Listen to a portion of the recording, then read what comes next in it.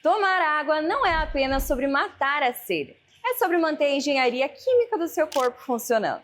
Hoje, a gente vai conversar um pouquinho com o professor Guilherme Augusto para trazer sobre a importância da hidratação. Isa, uma boa hidratação, ela vai fazer parte de uma rotina saudável, né? Todo mundo precisa consumir água. Então não tem como falar sobre o não consumir quando a gente precisa falar da importância da hidratação, né?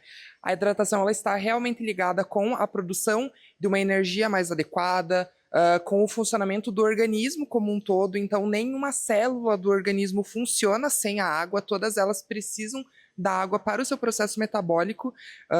Então realmente é um problema não consumir água, porque ela vai estar inclusa dentro de todo o processo metabólico do corpo. Não tem como falar apenas um benefício que ela traz, porque ela realmente está inserida dentro de um todo aí do metabolismo. E muitas pessoas seguem a risca beber água, consumir 2 litros de água todos os dias. Isso está correto ou cada pessoa precisa de 1 litro diferente? Essa orientação do consumo de 2 litros de água por dia, ela sempre parte de uma lógica que, pela média da população, essa quantidade ela vai ser adequada para a maioria das pessoas. Mas eu sempre deixo um macete, uma regrinha que a gente pode usar em casa para definir uma quantidade mais específica de água para cada pessoa. Então, ela consiste basicamente em calcular 35 a 40 ml de água para cada quilo de peso que a pessoa possui. Então, por exemplo, se uma pessoa pesa 60 quilos, uma ingestão média para ela durante o dia seria de aproximadamente 2.100, 2.200 ml, né, 2 litros e 100, 2 litros e 200 de água por dia. Então, quanto maior o peso da pessoa, maior a necessidade de água. Quanto mais a pessoa sua durante o dia, quanto maior o processo de sudorese, que é a perda de água, também acrescenta uma quantidade maior de água. Então, no verão, por exemplo, a gente precisa consumir mais do que no inverno, em que a gente soa menos. Mas esse sempre é um macete, uma regrinha que a gente deixa aí para fazer um cálculo. Prof, a pergunta que não quer calar: chá, suco, podem ser uma substituição de tomar água? Elas são estratégias muito interessantes para a gente aliar a um consumo adequado de água, mas jamais deve ser substituta. Nada substitui a água. O suco natural não substitui, o chá não substitui, o chimarrão também não substitui, como muita gente acredita. Então, o consumo de água precisa ser somente de água, né? Então, a gente pode ter aí o uso do chá, por exemplo, durante a noite para melhorar o sono. A gente pode ter o consumo do chimarrão aí durante o dia para também aliviar um pouquinho o estresse e ajudar um pouco sim com a hidratação, mas nada substitui a água. Os 2 litros precisam ser exclusivamente da água potável.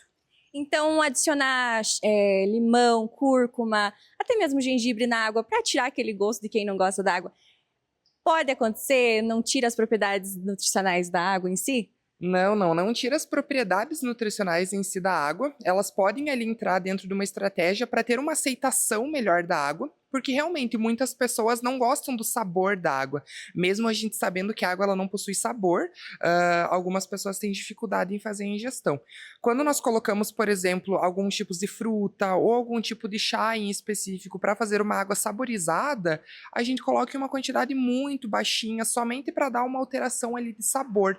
Então isso é uma estratégia aí que vai ser super válida e ainda assim seria considerado como se fosse uma água. O problema é quando essa concentração de soluto, então uma quantidade muito grande de suco dentro dessa água ou uma quantidade muito grande de chá, ela já altera a composição ali do que seria uma água mais pura mesmo. Mas como uma estratégia ali só para mudar um pouquinho o sabor, é totalmente viável, é bem legal fazer isso. Prof, para finalizar, água em muito consumo faz mal? Faz mal. E essa muita gente imagina que não, né?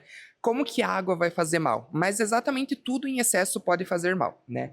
É sempre importante pensar que a maioria da população, em geral, toma menos água do que precisa. Então não é uma preocupação que geralmente a gente tem em uma pessoa consumir mais água do que o adequado. Então, se a gente fala da água fazer mal em uma quantidade muito excessiva, seria algo em torno de 10 litros por dia, 12 litros por dia, né? Aí sim seria uma quantidade excessiva. Mas para a pessoa que toma 4, 5 litros de água por dia, ela não precisa se preocupar, porque isso ainda é uma quantidade bem relativamente adequada, né, de consumo de água.